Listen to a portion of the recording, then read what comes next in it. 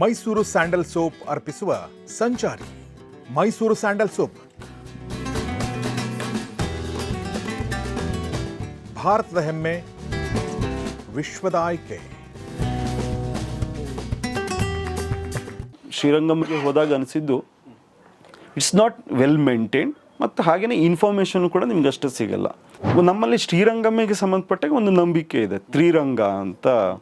ಒಂದು ನಮ್ಮ ಒಂದೇ ದಿವಸದಲ್ಲಿ ಆ ದರ್ಶನವನ್ನು ಮಾಡ್ತಾರಂತೆ. ಒಂದು ಶ್ರೀರಂಗಪಟ್ಟಣ, ಅದಾದಮೇಲೆ ಸೋಮನಾಥಪುರದಲ್ಲಿ ಅಲ್ಲಿ ರಂಗನಾಥ ಸ್ವಾಮಿ ದೇವಸ್ಥಾನ ಇರೋದು, ಮತ್ತು ಇಲ್ಲಿ ರಂಗನಾಥ ಸ್ವಾಮಿ, ಅಲ್ಲಿ ಒಂದು ಕಡೆ ಪಾದ, ಇನ್ನೊಂದು ಕಡೆ ಮಧ್ಯಭಾಗ, ಅಲ್ಲಿ ಮುಖ. ಕರ್ನಾಟಕ ಕೌಂಟರ್ ಅಫಿಡವಿಟ್ಗಳಲ್ಲಿ ಏನಿರುತ್ತೆ ಅಂದರೆ, ತಮಿಳುನಾಡು ಕಾವೇರಿಯನ್ನು ಅತಿಯಾಗಿ ಬಳಸ್ಕೊಂಡಿದೆ, ಅಲ್ಲಿ ರೈತರಿಗೆ ಅತಿಯಾಗಿ ನೀರು, ಅದ್ರ ಬಗ್ಗೆ ನಾವು ತುಂಬ ರಾಜಕೀಯ ಹೇಳಿಕೆಗಳು ನೋಡ್ತಾ ಇರ್ತೀವಿ. ಎಲ್ಲಿ ಈಶ್ವರ ದೇವಸ್ಥಾನ ಇರುತ್ತೋ ಅಲ್ಲಿ ಪಾರ್ವತಿ ದೇವಸ್ಥಾನ ಅಲ್ಲೇ ಪಕ್ಕಕ್ಕೆ ಇರುತ್ತೆ, ಅದಕ್ಕೆ ತಾಗಿನ ಅದೇ ಪ್ರಿಮೈಸಿಸಲ್ಲಿ ಪಕ್ಕಕ್ಕೆ ಇರುತ್ತೆ. ಅದರ ಆರ್ಕಿಟೆಕ್ಚರನ್ನು ಕನಿಷ್ಠ 1 ತಾಸು ಬೇಕು ನೋಡೋಕ್ಕೆ. ಒಂದು ನಾವು ತುಂಬ ಬೇಸರವಾಗಿದ್ದು ಅಲ್ಲಿ ನೋಡಿದಾಗ ಅಂದರೆ, ಅಲ್ಲಿ ಪೊಲಿಟಿಕ್ಸ್ ಕಾರಣನೂ ಇರ್ಬೋದು, ಅಲ್ಲೆಲ್ಲೂ ಒಂದು ರಾಮಸೇತು ಅಂತ ಒಂದು ಬೋರ್ಡ್ ಕೂಡ ಇಲ್ಲ, ಅದ್ರ ಬಗ್ಗೆ ಏನೋ ಒಂದು ಮಾಹಿತಿಗಳು ಕೂಡ ಇಲ್ಲ.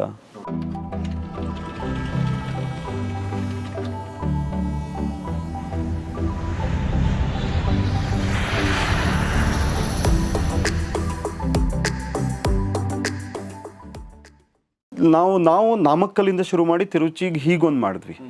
ನಮಗೆ ಅವತ್ತು ಅನಿಸಿದ್ದು, ನಾವು ಅಲ್ಲಿ ಹೋದ್ಮೇಲೆ ನಮಗೆ ಅನಿಸಿದ್ದು, ಅಲ್ಲಿಂದ ಚಿದಂಬರಂ ಕೇವಲ ಒಂದು 30-50 ಕಿಲೋಮೀಟರ್ ಒಳಗಡೆ ಆಗುತ್ತೆ, ಗಂಗೈಕೊಂಡೆಯಿಂದ. ಚಿದಂಬರಂ ಮತ್ತೊಂದು ಮಾರ್ವಲಸ್ ಅದು ಆರ್ಕಿಟೆಕ್ಚರಲ್ಲಿ. ಬಟ್ ಅದು ನಮ್ಮ ಪ್ಲ್ಯಾನಲ್ಲಿ ಈ ಅಪೋಸಿಟ್ ಸೈಡಿಗಿತ್ತು. ನಾವು ಅದನ್ನಲ್ಲಿ ಹೋದರೆ ನಮ್ದು ಈ ಪ್ಲ್ಯಾನ್ ತಪ್ಪೋಗುತ್ತೆ ಅಂತೇಳಿ ಹೋಗಲಿಲ್ಲ. ಸೊ ಇನ್ನೊಂದು, ಈಗ ತುಂಬ ಈ ಬರೀ ಆರ್ಕಿಟೆಕ್ಚರಿನ ಈ ಚೋಳರದ್ದೇ ಒಂದೇ ನೋಡಬೇಕು ಅಂತ ಪ್ಲ್ಯಾನ್ ಇದ್ದರೆ, ಡೈರೆಕ್ಟ್ ಬೆಂಗಳೂರಿಂದ ಚಿದಂಬರಮಿಂದ ಅದಕ್ಕಿಂತ ಮುಂಚೆ ಮಹಾಬಲಿಪುರಂ ಕೂಡ ಹೋಗ್ಬೋದು, ಇಲ್ಲ ಚಿದಂಬರಂ, ಗಂಗೈಕೊಂಡ, ಕುಂಭಕೋಣಂ, ತಂಜಾವೂರು, ಅಲ್ಲಿಂದ ತಿರುಚಿ, ಬೆಂಗಳೂರು. ಇದು ನಿಮ್ಗೆ ಏನು ಹೇಳ್ಬೋದು, ಚೋಳರ ಸಾಮ್ರಾಜ್ಯದ ಆರ್ಕಿಟೆಕ್ಚರ್ನ ಒಂದು ಸ್ವರ್ಗವನ್ನು ನೋಡಬೇಕಾದ್ರೆ ಈ ಪ್ಲಾನು ತುಂಬ ಚೆನ್ನಾಗಿರುತ್ತೆ. ಚಿದಂಬರಮನ್ನು ನೋಡೋಕ್ಕೆ ಕನಿಷ್ಠ ಅರ್ಧ ದಿನಕ್ಕಿಂತ ಹೆಚ್ಚು ಬೇಕಂತೆ. ನಾವು ಕೂಡ ನೆಕ್ಸ್ಟ್ ನಮ್ಮ ಪ್ಲ್ಯಾನ್ ಇರೋದು ಮತ್ತೆ ತಂಜಾವೂರಿಗೆ ಹೋಗಲೇಬೇಕು ಅಂತ ನಾವು ಡಿಸೈಡ್ ಮಾಡ್ಕೊಂಡಿದ್ದೀವಿ. ಸೊ ಅದರಲ್ಲಿ ಚಿದಂಬರಮನ್ನು ಸೇರಿಸ್ಕೊಂಡು ಹೋಗಬೇಕು ಅಂತೇಳಿ. ನೀವು ಚಿದಂಬರಂ ಈ ಸಲ ನೋಡಲಿಲ್ಲ? ಇಲ್ಲ, ಯಾಕೆಂದರೆ ನಾವು ಅಲ್ಲಿ ಹೋದರೆ ನಮ್ಮದು ಮಧುರೈದು ಮತ್ತೊಂದು, ನಮ್ಗೆ ಹೇಗೆ ತಂಜಾವೂರು ಬಗ್ಗೆ ಒಂದು ಆಸಕ್ತಿ ಇತ್ತು, ಅದೇ ರೀತಿಯ ಒಂದು ಆಸಕ್ತಿ ನಮಗೆ ಮಧುರೈ ಬಗ್ಗೆ ಮೇಲೆ ಇದ್ದಿತ್ತು. ಸೊ ಆ ಕಾರಣದಿಂದ ನಾವು ಚಿದಂಬರಂ ಅಲ್ಲಿಗೆ ಸ್ಟಾಪ್ ಮಾಡಿದ್ವಿ. ಸೊ ಅದಾದ ನಂತರ ಈ ಕಡೆ ಮಧುರೈಗೆ ಬಂದಾರೆ ನೀವು ಹಾಗಾದ್ರೆ? ಇಲ್ಲ, ಅದಕ್ಕಿಂತ ನಾವು ತಂಜಾವೂರಿಗಿಂತ ಮುಂಚೆ ಶ್ರೀರಂಗಮ್, ತಿರುಚಿಗೆ ಹೋಗಿದ್ವಿ. ಓಕೆ. ಶ್ರೀರಂಗಮ್ ಇನ್ನೊಂದು ಅದ್ಭುತ. ನಿಮಗೆ ಶ್ರೀರಂಗಮ್ ಅಂದರೆ ತುಂಬ ಜನಕ್ಕೆ ಶ್ರೀರಂಗಮ್ ತಿರುಚಿ ಬೇರೆ ಬೇರೆ ಅಂತ ಅಂದ್ಕೋತಾರೆ. ತಿರುಚಿಯಲ್ಲಿ ಶ್ರೀರಂಗಮ್ ಒಂದು ದೇವಸ್ಥಾನ. ಸೊ ತಿರುಚಿಯಲ್ಲಿ ತುಂಬ ಬೇರೆ ದೇವಸ್ಥಾನಗಳು ಇದೆ. ಗಣಪತಿದು ಒಂದು ದೇವಸ್ಥಾನ ಅಂತ, ಗುಡ್ಡದ ಮೇಲೆ ಒಂದು ಗಣಪತಿ ದೇವಸ್ಥಾನ ಇದೆ, ಅದು ತುಂಬ ಚೆನ್ನಾಗಿದೆ. ಬಟ್ ಏನಂದ್ರೆ ಸ್ವಲ್ಪ ಶಕ್ತಿ ಇರಬೇಕು, ಅಲ್ಲಿ ನಡ್ಕೊಂಡೇ ಹೋಗಬೇಕು, ತುಂಬ ಎತ್ತರದ ಸ್ಟೆಪ್ಸ್ ಇದೆ. ಅದನ್ನು ಹತ್ತುಕೊಂಡು ಮೇಲೆ ಹೋದರೆ ನಿಮ್ಗೆ ಅಲ್ಲಿ ಮೇಲೆ ಹೋದಾಗ ಇಡೀ ತಿರುಚಿ ಸಿಟಿ ಕಾಣಿಸುತ್ತೆ. ಸೊ ಅದು ನೋಡಲೇಬೇಕಾದ್ದು ಅಂತ ಹೇಳ್ಬೋದು ಅಲ್ಲಿಯ ಜಾಗ. ಅದಾದಮೇಲೆ ಶ್ರೀರಂಗಮ್ನ ವಿಶೇಷ ಏನು ಅಂದರೆ, ಒಂದು ದೊಡ್ಡ, ನೀವು ನಮ್ಮ ಓದುವಾಗ ದೇವಸ್ಥಾನಗಳ ಚಿತ್ರ ಅಂದರೆ ಒಂದು ಉದ್ದವಾದ ಗೋಪುರದ ಚಿತ್ರಗಳು ತುಂಬ ಪುಸ್ತಕಗಳಲ್ಲಿ ನಾವು ನೋಡಿರಬಹುದು. ನಾವು ಅಲ್ಲಿ ಹೋದ್ ನೋಡಿದಾಗ ನನ್ನ ಕಣ್ಣು ಮುಂದೆ ಬಂದಿದ್ದು ಅದೇನೆ. ನಾವು ಇದೇ ಅಲ್ವಾ ನಾವು ಪುಸ್ತಕಗಳಲ್ಲಿ ಒಂದು ಚಿತ್ರವನ್ನು ನೋಡ್ತಾ ಇದ್ವಿ, ರೇಖಾಚಿತ್ರವನ್ನು ನೋಡ್ತಾ ಇದ್ವಿ, ಇದೇ ಅಲ್ವಾ ಅಂತ. ನಿಮಗೆ ಹಿಂಗೆ ಅದ್ರ ಕೆಳಗಡೆ ನಿಂತ್ಕೊಂಡು ಮೇಲೆ ನೋಡೋಕ್ಕಾಗಲ್ಲ, ಕುತ್ತಿಗೆ ನೋವು ಬರುತ್ತೆ, ಅಷ್ಟೇ ಎತ್ತರದ್ದನ್ನು ಅವರು ಅದು ಕಟ್ಟಿದ್ದು. ಅದು ಆರಂಭದಿಂದ ಶುರುವಾಗುತ್ತೆ, ಮುಗಿಯೋದೇ ಇಲ್ಲ. ದೇವಸ್ಥಾನ ಒಳಗಡೆ ಹೋಗ್ತಾ ಹೋಗ್ತಾ ಹೋಗ್ತಾ ಹೋಗ್ತಾ ಅದು ಎಷ್ಟೋದ್ರೂ ಮುಗಿಯಲ್ಲ. ಅದೇ ಒಂದು ಸಿಟಿ ಟೈಪ್ ಆಗೋಗಿದೆ, ಅದ್ರ ಒಳಗಡೆನೇ ಒಂದು ಸಣ್ಣ ನಗರ ಇದೆ. ಸೊ ಹಾಗೆ ಅಲ್ಲಿ ಹೋದ್ವಿ. ನಮಗಲ್ಲಿ ಹೋದಾಗ, ಶ್ರೀರಂಗಂಗೆ ಹೋದಾಗ ಅನಿಸಿದ್ದು ಇಟ್ಸ್ ನಾಟ್ ವೆಲ್ ಮೇಂಟೈನ್ಡ್, ಮತ್ತು ಹಾಗೆಯೇ ಇನ್ಫಾರ್ಮೇಷನ್ ಕೂಡ ನಿಮ್ಗೆ ಅಷ್ಟು ಸಿಗಲ್ಲ.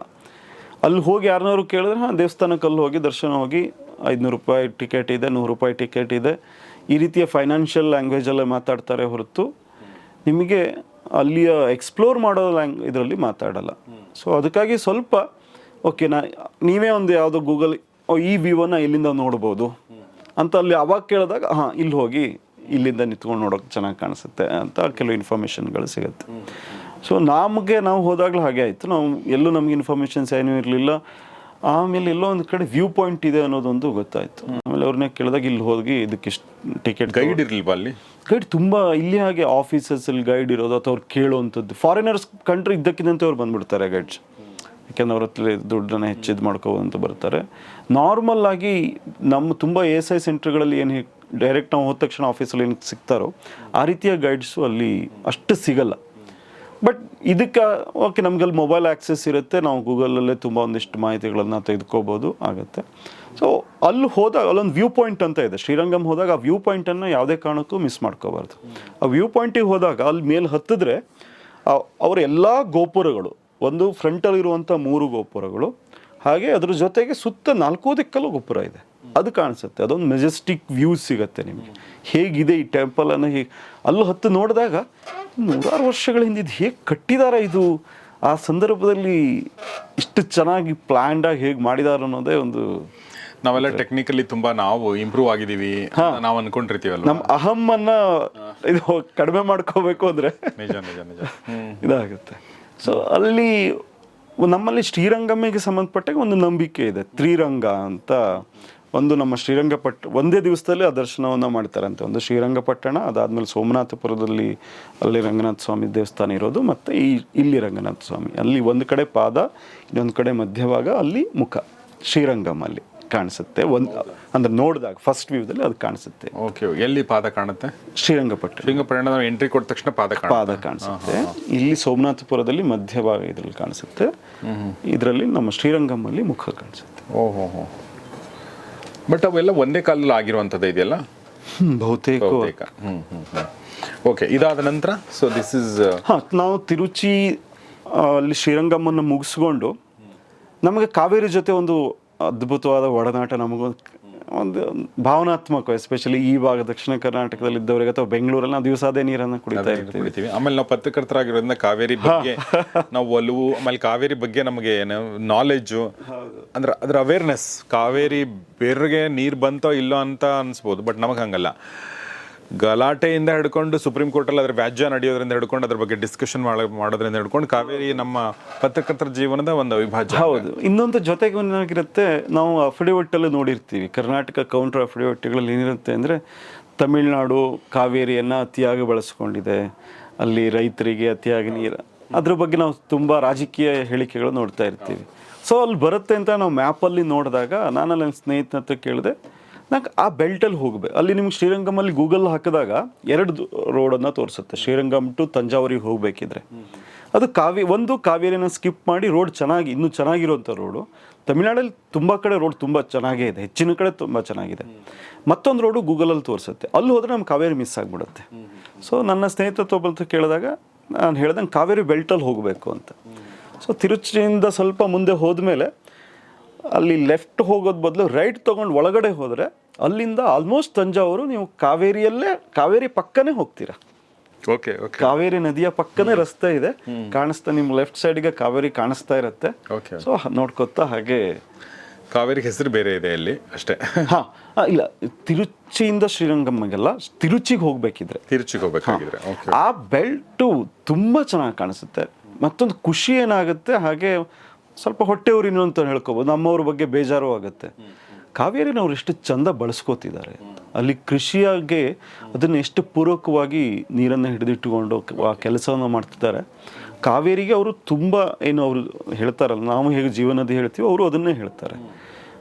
ಅದನ್ನು ತುಂಬ ಚೆನ್ನಾಗಿ ಬಳಸ್ಕೋತಿದ್ದಾರೆ ಕೃಷಿಗೆ. ಅಲ್ಲಿ ಆ ಹಸಿರು, ಅಲ್ಲಿಯ ಕೃಷಿಯ ಫಲವತ್ತತೆಯನ್ನು ನೋಡಿದಾಗ ತುಂಬ ಖುಷಿ ಆಗುತ್ತೆ. ಅಲ್ಲಿಯ ಎಕಾನಮಿ ಕಾವೇರಿ ಮೇಲೆ ತುಂಬ ಡಿಪೆಂಡ್ ಆಗಿದೆ, ಅದು ಗೊತ್ತಾಗುತ್ತೆ.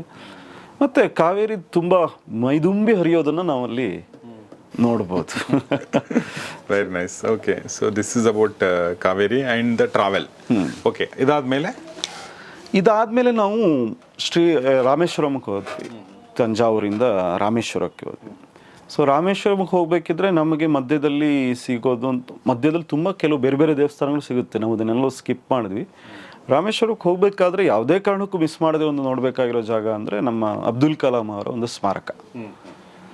ಅದನ್ನು ಅಲ್ಲಿ ಹೋದರೆ ಅಬ್ದುಲ್ ಕಲಾಂ ಅಲ್ಲಿ ಇದ್ದಾರೆ ಅಂತ ಅನಿಸುತ್ತೆ.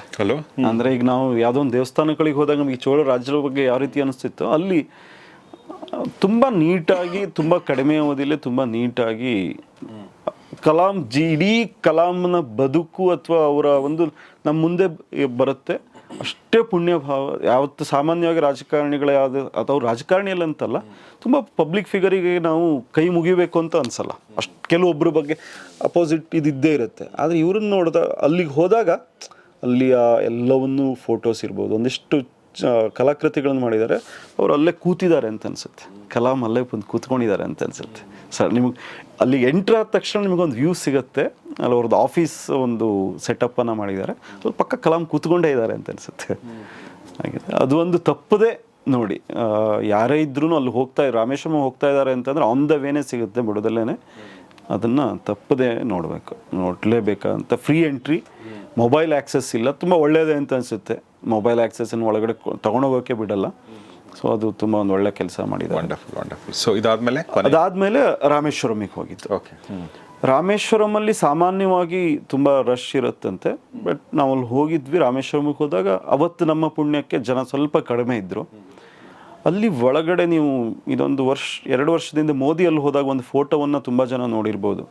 ನಡ್ಕೊಂಡು ಹೋಗ್ತಾ ಇರ್ತಾರೆ, ಮೇಲ್ಗಡೆ ತುಂಬ ಚೆನ್ನಾಗಿರೋ ಒಂದು ಆರ್ಕಿಟೆಕ್ಚರ್ದು ಕಂಬಗಳು ಬರುತ್ತೆ. ಅಲ್ಲಿ ಧ್ಯಾನ ಮಾಡಿದ್ರಲ್ಲ ಅಲ್ಲಿ ಒಂದು ಆ ಟೈಮಲ್ಲಿ ಫೋಟೋ ಅದು ಆ ಒಂದು ದೇವಸ್ಥಾನವನ್ನು ಸುತ್ತ ಇಡೀ 4 ಕಡೆನೂ ಅದೇ ರೀತಿ ಇದೆ. ಅಲ್ಲಿ 4 ಗೇಟ್ ಎಂಟ್ರೆನ್ಸ್ ಬರುತ್ತೆ, ಗೋಪುರ ಬರುತ್ತೆ ರಾಮೇಶ್ವರಮ್ದು. 4 ಕಡೆಯಿಂದ ಹೋದರೂ ನಿಮ್ಗೆ ಗೊತ್ತೇ ಆಗಲ್ಲ. ಕೊನೆಗೆ ಒಂದೊಮ್ಮೆ ಬೋರ್ಡ್ ಹಾಕಿಲ್ಲ ಅಂತಂದರೆ ನೀವು ಅಲ್ಲಿ ಕಳೆದು ಹೋಗೋ ಚಾನ್ಸಸ್ಗಳು ತುಂಬ ಇದೆ. ಯಾಕೆ ಹಂಗಾಗುತ್ತೆ ಅದು ಗೊತ್ತೇ ಆಗಲ್ಲ. ಎಲ್ಲ ಕಡೆ ಒಂದೇ ರೀತಿ ಆರ್ಕಿಟೆಕ್ಚರ್ ಇದೆ, 4 ಕಡೆನೂ ಅದೇ ರೀತಿಯ ಕಂಬಗಳು. ನೀವು ಯಾವ ಕಡೆಯಿಂದ ಹೋಗಿದ್ದೀರಿ, ಯಾವ ಕಡೆಯಿಂದ ಬರ್ತಾ ಇದ್ದೀರಿ ಅನ್ನೋದು ಗೊತ್ತಾಗಲ್ಲ. ನಿಮ್ಗೆ ಒಂದು ಪಾಯಿಂಟ್ ಅಷ್ಟು ದೂರ ಇದೆ, ನಿಮ್ಗೆ ಗೊತ್ತೇ ಆಗಲ್ಲ ನಾವು ಎಲ್ಲಿದ್ದೀವಿ ಅನ್ನೋದೇ ಗೊತ್ತಾಗಲ್ಲ. ಯಾವುದೋ ಒಂದು ಅಲ್ಲಿ ಆ ಸೌತ್ ಪಾಯಿಂಟು ನಾರ್ತ್, ನಾವು ಮೊದಲೇ ಎಲ್ಲಿ ಎಂಟ್ರ್ ಆಗಿದ್ದೀವಿ ಅಂತ ಮೊದಲು ತಲೆಯಲ್ಲಿ ಸರಿಯಾಗಿ ಇಟ್ಕೊಂಡಿರ್ಬೇಕು. ಯಾವ ಸೌತೋ ನಾರ್ತೋ ಈಸ್ಟೋ ವೆಸ್ಟ್ ಎಲ್ಲ ಆಗಿದ್ದೀವಿ ಅಂತ. ಅದೇನಾದ್ರು ಇಲ್ಲ ಅಂತಂದ್ರೆ ಹೊರಗಡೆ ಬಂದ್ಕೊಂಡು ಮತ್ತೆ ಸುತ್ತಾಕ್ಬೇಕಾಗತ್ತೆ. ಸೊ ಅದು ತುಂಬ ಚೆನ್ನಾಗಿದೆ. ಅಲ್ಲಿಂದ ಒಳಗಡೆ ಹೋದಾಗ, ದೇವಸ್ಥಾನದ ಒಳಗಡೆ ಹೋದಾಗ ಮೊದಲು ರಾಮೇಶ್ವರ ರಾಮೇಶ್ವರ ದೇವಸ್ಥಾನದ ದರ್ಶನ ಆಗುತ್ತೆ. ಅದು ಆದಮೇಲೆ ಒಂದು ಪಾರ್ವತಿಯ ದೇವಸ್ಥಾನ ಇದೆ ಪಕ್ಕನೇ. ಅದು ಅಂದರೆ ಅದೇ ಇದ್ರೊಳಗಡೆನೇ ಬರುತ್ತೆ, ಹೊರಗಡೆ ಅಂತಲ್ಲ. ಸಾಮಾನ್ಯವಾಗಿ ನಾವು ಯಾವುದೇ ದೇವಸ್ಥಾನಗಳಲ್ಲಿ ಹೋದಾಗ ಎಲ್ಲಿ ಈಶ್ವರ ದೇವಸ್ಥಾನ ಇರುತ್ತೋ ಅಲ್ಲಿ ಪಾರ್ವತಿ ದೇವಸ್ಥಾನ ಅಲ್ಲೇ ಪಕ್ಕಕ್ಕೆ ಇರುತ್ತೆ. ಅದಕ್ಕೆ ತಾಗಿನ ಅದೇ ಪ್ರಿಮೈಸಿಸಲ್ಲಿ ಪಕ್ಕಕ್ಕೆ ಇರುತ್ತೆ. ಅದರ ಆರ್ಕಿಟೆಕ್ಚರನ್ನು ಕನಿಷ್ಠ 1 ತಾಸು ಬೇಕು ನೋಡೋಕ್ಕೆ. ಅಲ್ಲಿಯ ಎಷ್ಟು ಡೀಟೇಲಿಂಗ್ ಆಗಿ ಹೋಗಿದ್ದಾರೆ ಅಂತಂದರೆ, ಒಂದೊಂದು ಕರ್ವ್ ಬರುತ್ತೆ ಅಥವಾ ಒಂದು ಫೌಂಟೇನ್ ಇದು ಮಾಡಿರ್ತಾರೆ, ಅದನ್ನು ಕೂಡ ಅಷ್ಟು ನೀಟಾಗಿ ಮಾಡಿದ್ದಾರೆ. ಅಂದರೆ ನಾವು ಮೊದಲೇ ಹೇಳಿದ್ನಲ್ಲ, ಆರ್ಕಿಟೆಕ್ಚರ್ಗಳನ್ನು ನೋಡಿದಾಗ ನಮ್ಮಲ್ಲಿ ಏನಾದ್ರು ಸಣ್ಣ ಪುಟ್ಟ ಅಹಂಕಾರಗಳಿದ್ರೂ ಕೂಡ ಬಿದ್ದು ಹೋಗ್ಬಿಡ್ಬೇಕು. ಆ ರೀತಿಯಾಗಿ ಅಷ್ಟು ಡೀಟೇಲಿಂಗಾಗಿ 400-500 ವರ್ಷಗಳಿಂದ ಅಷ್ಟು ಚೆನ್ನಾಗಿ ಮಾಡಿದಾರಲ್ಲ ಅಂಥೇಳಿ ಇದಾಗುತ್ತೆ. ಅದಕ್ಕೆ ಕನಿಷ್ಠ 1 ತಾಸನ್ನು. ತುಂಬ ಜನ ಅಲ್ಲಿದ್ದವರು ಯಾರೂ ಹೇಳಲ್ಲ. ನಾವೇನು ಮಾಡ್ತೀವಿ, ಎಲ್ಲರೂ ನಮ್ಗೆ ಗೊತ್ತಿರೋದೇನು ರಾಮೇಶ್ವರ ದೇವಸ್ಥಾನವನ್ನು ನೋಡಬೇಕು. ಮುಖ್ಯ ದೇವಸ್ಥಾನ ಆಯಿತು ಅಂದ ತಕ್ಷಣ ಅಲ್ಲಿಂದನೇ ಹೊರಗೆ ಅಲ್ಲಿ ಎಕ್ಸಿಟ್ ಬೋರ್ಡು ಇದೆ, ಹಾಗೆ ಬಂದ್ಬಿಡ್ತೀವಿ. ಬಟ್ ಅಲ್ಲಿಗೂ ಹೋಗಿಲ್ಲ ಅಂತಂದರೆ ಒಂದು ಆರ್ಕಿಟೆಕ್ಚರ್ ಮಾರ್ವೆಲನ್ನು ಮಿಸ್ ಮಾಡ್ಕೋತಾ ಇದ್ದೀವಿ. ಅಂದರೆ ಅದೇ ದೇವಸ್ಥಾನದ ಒಳಗಡೆನೇ ನಿಮಗೆ ಇಲ್ಲಿ ಪಾರ್ವತಿ ದೇವಸ್ಥಾನ ಇರುತ್ತೆ, ಇಲ್ಲಿ ಎಕ್ಸಿಟ್ ಇರುತ್ತೆ. ನೀವು ಮೊದಲೇ ಗೊತ್ತಿದ್ದು ಕೇಳ್ಕೊಂಡು ಇದು ಮಾಡಿದರೆ ಅಲ್ಲಿ ಹೋಗೋಕ್ಕಾಗತ್ತೆ. ಇಲ್ಲ ಅಂತಂದರೆ ನೀವು ರಾಮೇಶ್ವರ ಅದನ್ನ ನೋಡ್ಕೊಂಡು ಬಂದಿರ್ತೀರ, ಆ ಮತ್ತೊಂದು ಮಾರ್ವೆಲ್ ಏನಿದೆಯೋ ಅದನ್ನ ಮಿಸ್ ಆಗೋದು. ಯಾಕಂದ್ರೆ ರಾಮೇಶ್ವರ ಅಂದ್ರೆ ಮೇನ್ ಸ್ಟ್ರೀಮಲ್ಲಿ ಬರುವಂಥದ್ದು ರಾಮೇಶ್ವರ ದೇವಸ್ಥಾನ ಮುಗಿದ್ಬಿಡುತ್ತೆ. ಸೊ ನೀವು ಸ್ವಲ್ಪ ಡೀಟೇಲಿಂಗ್ ಹೋಗದೆ ಇದ್ರೆ ನೀವು ಮಿಸ್ ಆಗೋಗುತ್ತೆ. ಮತ್ತೆ ಅಲ್ಲಿ ಯಾರು ನಿಮ್ ಗೈಡು ಅಷ್ಟು ಮಾಡಲ್ಲ. ಮತ್ತೊಂದು ಏನಾಗಿರುತ್ತೆ, ಜನ ಹೆಚ್ಚಿದ್ದಾಗ ತಾಸುಗಟ್ಟಲೆ ನೀವು ಕ್ಯೂ ಅಲ್ಲಿ ನಿಂತಿರ್ತೀರ, ದರ್ಶನ ಆಯ್ತು ಸಾಕಪ್ಪ ಅಂತ ಹೇಳಿ ಸ್ವಲ್ಪ. ಆದ್ರೆ ನಮಗೂ ಅದೇ ಸ್ಥಿತಿ ಇತ್ತು, ಸ್ವಲ್ಪ ಅದು ಸಂಜೆ ಆಗೋಗಿತ್ತು. ಅದು ನಾವು ಯಾವಾಗ ಅಲ್ಲಿಗೆ ಹೋದ್ವೋ ಅದು ಎಲ್ಲವನ್ನೂ ಮರೆಸ್ಬಿಡ್ತು. ಆ ಆರ್ಕಿಟೆಕ್ಚರ್ ನೋಡಿದಾಗ ಎಲ್ಲವೂ ಮರೆಸ್ಬಿಡ್ತು. ಅಷ್ಟು ಖುಷಿ ಕೊಡುತ್ತೆ ಅದು. ಸೊ ಯಾರೇ ರಾಮೇಶ್ವರಮಕ್ಕೆ ಹೋದ್ರು ಅದನ್ನು ಅಲ್ಲೇ ತಾಕೊಂಡೇ ಇದೆ. ಅಂದ್ರೆ ಅದೇ ಅದನ್ನು ನೋಡೋಕೆ ಯಾವುದೇ ಕಾರಣಕ್ಕೂ ಮರಿಬಾರದು. ಅಲ್ಲಿಂದ ನಾವು ಮರುದಿವಸ ಧನುಷ್ಕೋಡಿಗೆ ಹೋದ್ವಿ. ಧನುಷ್ಕೋಡಿಗೆ ಹೋದ್ವಿ. ಧನುಷ್ಕೋಡಿಗೆ ಮೊದಲೆಲ್ಲ ರಸ್ತೆನೂ ಕೂಡ ಸರಿ ಇರಲಿಲ್ಲವಂತೆ. ಹೋದ್ವಿ. ನಮಗಿದ್ದಿದ್ದು ರಾಮಸೇತು ಅಂದ ತಕ್ಷಣ ನಮಗೆ ಒಂದು ಅದ್ರ ಬಗ್ಗೆ ಬೇರೆ ಆದ ನಂಬಿಕೆಗಳಿದೆ. ಸೊ ಅಲ್ಲಿಗೆ ಹೋದ್ವಿ. ಧನುಷ್ಕೋಡಿಗೆ ಹೋದಾಗ ಬಟ್ ಟೂರಿಸ್ಟ್ ಪ್ಲೇಸ್ ಆಗಿನೂ ಕೂಡ ಚೆನ್ನಾಗಿ ಒಂದು ಮೇಂಟೈನ್, ನಮ್ಮ ಭಾರತದ ಆ ಭಾಗದ ತುತ್ತ ತುದಿ ಅಲ್ಲಿಂದ ಅಲ್ಲಿ ಹೋದಾಗ ನನಗೆ ನನ್ನ ಏರ್ಟೆಲ್ ಮೊಬೈಲಿಗೆ ಮೆಸೇಜ್ ಬಂದಿದ್ದು ಶ್ರೀಲಂಕಾ ವೆಲ್ಕಮ್ ಟು ಶ್ರೀಲಂಕಾ ಅಂತ. ಅಂದರೆ ಸೊ ಅಲ್ಲಿ ಮೊಬೈಲ್ ನೆಟ್ವರ್ಕ್ ಯಾವುದೇ ಮೊಬೈಲ್ ನೆಟ್ವರ್ಕು ಕೂಡ ಬರಲ್ಲ. ಸೊ ನಿಮ್ಗಂದು ಶ್ರೀಲಂಕಾ ಇದು ಆಲ್ಮೋಸ್ಟ್ ಇನ್ನೊಂದು 5-6 ಕಿಲೋಮೀಟ್ರ್ ನೀವು ಸೀದಾ ಇದ್ರಲ್ಲಿ ಹೋಗ್ಬಿಟ್ರೆ, ಸಮುದ್ರದಲ್ಲಿ ಹೋದರೆ ಶ್ರೀಲಂಕಾ ಬಾರ್ಡ್ರ್ ನಿಮಗೆ ಆಲ್ಮೋಸ್ಟ್ ಸಿಕ್ಬಿಡುತ್ತೆ. ಮೊದಲು ಕಾಣಿಸ್ತಿತ್ತಂತೆ ಅಂತ ಹೇಳ್ತಾರೆ. ನಂತರ 15ನೇ ಶತಮಾನ ನಂತರ ಬಂದಂಥ ಸುಮಾರು ಸುನಾಮಿ, ಚಂಡಮಾರುತ ಈ ಕಾರಣದಿಂದ ಅದು ತುಂಬ ಭೂಮಿಗಳು ಇದಾಯಿತು, ಮುಳುಗೋಯ್ತು, ಧನುಷ್ಕೋಡಿ ಇನ್ನೂ ಒಳಗಡೆ ಬಂತು ಅಂತ. ಹೌದಾ? Okay okay okay. ಸೊ ಏನು ನಾವು ಹಿಂದೆ ರಾಮಸೇತು ಬಗ್ಗೆ ಏನು ಹೇಳ್ತಾರೋ ಅಲ್ಲಿ ತುಂಬ ಆ ಮೊದಲಿನ ಕುರು ಇನ್ನೂ ಹೆಚ್ಚಿತ್ತು ಅನ್ನೋದು. ಅಂದರೆ ಇವನ್ ನಮ್ಮ ಬೇರೆ ಪುರಾಣಗಳಲ್ಲಿ ಅಷ್ಟೇ ಅಲ್ಲ, ಹಿಸ್ಟ್ರಿಗಳಲ್ಲೂ ಅದ್ರ ಮೆನ್ಷನ್ಸ್ಗಳಿದೆ. ಸುನಾಮಿಯ ಕಾರಣದಿಂದ ಆ ಭೂಭಾಗ ಮುಚ್ಚೋಯ್ತು ಅಂತ. ಅಂದರೆ ಸಮುದ್ರ ಇನ್ನೂ ಒಳಗೆ ಬಂತು. ಅಂದರೆ ನಿಮಗೆ ನೀವು ಹೋದಾಗ ಎಡಬದಿಗೆ ಅದು ವೇ ಆಫ್ ಬೆಂಗಾಲ್ ಸಿಗುತ್ತೆ, ಬಲಕ್ಕೆ ಇಂಡಿಯನ್ ಓಷನ್ ಸಿಗುತ್ತೆ. ಅಲ್ಲೇ ನೀವು ನೋಡ್ಬೋದು, ವೇ ಆಫ್ ಬೆಂಗಾಲು ತುಂಬ ಆರ್ಭಟಿಸ್ತಾ ಇರುತ್ತೆ, ಇದು ತುಂಬ ಶಾಂತವಾಗಿರುತ್ತೆ. ಹೌದಾ? ಓಕೆ. ಸೊ ಅಲ್ಲಿ ನಮ್ಮ ಕೊನೆಯ ಇದು ಸಿಗತ್ತೆ. ಬಟ್ ಒಂದು ನಾವು ತುಂಬ ಬೇಸರವಾಗಿದ್ದು ಅಲ್ಲಿ ನೋಡಿದಾಗ ಅಂದರೆ ಅಲ್ಲಿ ಪೊಲಿಟಿಕ್ಸ್ ಕಾರಣನೂ ಇರ್ಬೋದು, ಅಲ್ಲೆಲ್ಲೂ ಒಂದು ರಾಮಸೇತು ಅಂತ ಒಂದು ಬೋರ್ಡ್ ಕೂಡ ಇಲ್ಲ, ಅದ್ರ ಬಗ್ಗೆ ಏನೋ ಒಂದು ಮಾಹಿತಿಗಳು ಕೂಡ ಇಲ್ಲ. ಸೊ ಅದರ ಅಲ್ಲೇ ಹೋಗಬೇಕಾದ್ರೆ ಒಂದು ಅರ್ಧ ಕಿಲೋಮೀಟ್ರ್ ಮುಂಚೆ ರೈಟ್ ಸೈಡಿಗೆ ಒಂದು ಹೋಗಬೇಕಾದ್ರೆ ಲೆಫ್ಟ್ ಸೈಡಿಗೆ ಬರುತ್ತೆ, ಕೋದಂಡರಾಮ ದೇವಸ್ಥಾನ ಅಂತ ಇದೆ. ಅವ್ರ ಪುರಾಣಗಳಲ್ಲಿ ಅಥವಾ ಅವರ ಹೇಳ್ಕೊಳ್ಳೋದೇನು ಅಂತಂದರೆ, ರಾಮ ಏನು ಲಂಕೆಯನ್ನು ಗೆದ್ದು ವಾಪಸ್ ಬಂದು ಅಲ್ಲಿ ವಿಭೀಷಣನಿಗೆ ಅಲ್ಲಿ ನೀ ರಾಜ್ಯವನ್ನು ನೀನೇ ಇಟ್ಟುಕೋ ಅಂಥೇಳಿ ರಾಜ್ಯವನ್ನು ವಹಿಸಿ ಬರೋದು ಆ ದೇವಸ್ಥಾನ ಅಲ್ಲಿ ಅಲ್ಲಿ ಮಾಡ್ತಾನೆ ಅಂತ ಅಲ್ಲಿಯ ಅವರು ಹೇಳ್ಕೊಳ್ಳುವಂಥದ್ದು.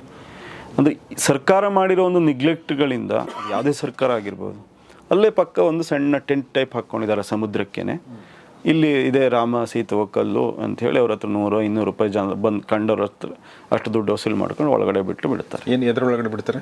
ಅಲ್ಲೇ ಸಮುದ್ರದ ಕೋದಂಡರಾಮ ದೇವಸ್ಥಾನದ ಪಕ್ಕದಲ್ಲೇ ಅಲ್ಲೊಂದು ಸಣ್ಣ ಒಂದು ಟೆಂಟ್ ಟೈಪ್ ಹಾಕ್ಕೊಂಡಿದ್ದಾರೆ ಸಮುದ್ರಕ್ಕೇನೆ. ಇದು ಅಲ್ಲಿ ಕಲ್ಲಿದೆ ಅಂತ.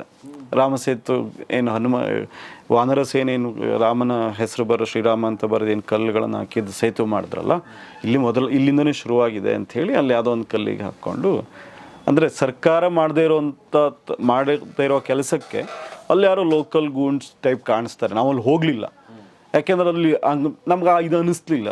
ಅವರ ವರ್ತನೆ ನೋಡಿದಾಗ ಮತ್ತು ಅಲ್ಲಿ ಒಳಗಡೆ ಹೋಗಿ ಆ ಭಾವನೆಗಳಿಗೆ ಇನ್ನೂ ಇದಾಗಬಾರ್ದಂತೂ ನಾವು ಒಳಗೆ ಹೋಗಲೂ ಇಲ್ಲ. ಅವ್ರ ವರ್ತನೆ ಹಾಗೆ ಇತ್ತು. ಸುತ್ತ ಯಾರಿಗೂ ಕಾಣಿಸ್ತಿದ್ದಾಗ ಒಂದು ಗ್ರೀನ್ ಇದು ಟೆಂಟ್ ಟೈಪ್ ಕಟ್ಕೊಂಡು ಎಲ್ಲರ ಹತ್ರ 100-200 ಸ್ವಲ್ಪ ಬೇರೆಯವರು ಹೊರಗಡೆಯವರು ಅಂದರೆ ಇನ್ನೊಂದರ ಹತ್ರ ಇನ್ನೊಂಚೂರು ಹೆಚ್ಚು ದುಡ್ಡು ವಸೂಲಿ ಮಾಡ್ಕೊಳ್ಳೋದು, ಹಂಗೆ ಮಾಡಿಕೊಂಡು ಮಾಡ್ತಾಯಿದ್ರು. ಸೊ ಅದು ಬಟ್ ಅದೇನಾದ್ರು ಇರಲಿ, ನಮಗೊಂದು ಚಿತ್ರಣ ಸಿಗುತ್ತೆ. ನಾವೇನು ರಾಮಸೇತು ಬಗ್ಗೆ ಏನೆಲ್ಲ ಕಡೆ ಓದಿರ್ತೀವಿ ಅಥವಾ ಕೇಳಿರ್ತೀವಿ, ಅಲ್ಲಿ ಹೋದಾಗ ಹೀಗಿರಬಹುದು, ಲಂಕಾ ಇಷ್ಟೇ ದೂರದಲ್ಲಿದೆ, ಹೀಗಿದೆ ಅಂತ ಒಂದು ಚಿತ್ರಣ ಸಿಗುತ್ತೆ. ಮತ್ತು ಅಲ್ಲಿ ಎನ್ವೈರ್ಮೆಂಟು ತುಂಬ ಅಂದರೆ ಇದು ತುಂಬ ಚೆನ್ನಾಗಿದೆ. ಬೆಳಗ್ಗೆ ಹೋಗಬೇಕು ಧನುಷ್ಕೋಡಿಗೆ. ಸಂಜೆ ಹೋದರೆ ಪ್ರಯೋಜನ ಅಷ್ಟೇನು ಇದಾಗಲ್ಲ, ಸನ್ಸೆಟ್ ಅಷ್ಟೇನು ಚೆನ್ನಾಗಿ ಕಾಣಿಸಲ್ಲ, ಸನ್ರೈಸ್ ತುಂಬ ಚೆನ್ನಾಗಿ ಕಾಣಿಸುತ್ತೆ. ಬಟ್ ಅವತ್ತು ಬ್ಯಾಡ್ ಲಕ್ ಅಂತ ಅನ್ಬೇಕು, ಅವತ್ತು ಮೋಡ ಇತ್ತು ಫುಲ್ಲು. ಸನ್ರೈಸು ನಾವು ಬೆಳಗ್ಗೆ ಬೇಗ ಹೋಗಿದ್ವಿ, ಬಟ್ ಸನ್ರೈಸ್ ಸಿಗಲಿಲ್ಲ. ಸೊ ಬೆಟರ್ ಬೆಳಗ್ಗೆ ಧನುಷ್ಕೋಡಿಗೆ ಬೆಳಗ್ಗೆ ಹೋದರೆ ತುಂಬ ಒಳ್ಳೆಯದು. ಸೊ ದಿಸ್ ಇಸ್ ನೀವು ರಾಮೇಶ್ವರಂದು ಇದಾದಮೇಲೆ ನಾವು ಮಧುರೈಗೆ ಹೋಗಿದ್ದು. ಮೈಸೂರು ಸ್ಯಾಂಡಲ್ ಸೋಪ್ ಅರ್ಪಿಸುವ ಸಂಚಾರಿ. ಮೈಸೂರು ಸ್ಯಾಂಡಲ್ ಸೋಪ್ ಭಾರತದ ಹೆಮ್ಮೆ, ವಿಶ್ವದ ಆಯ್ಕೆ.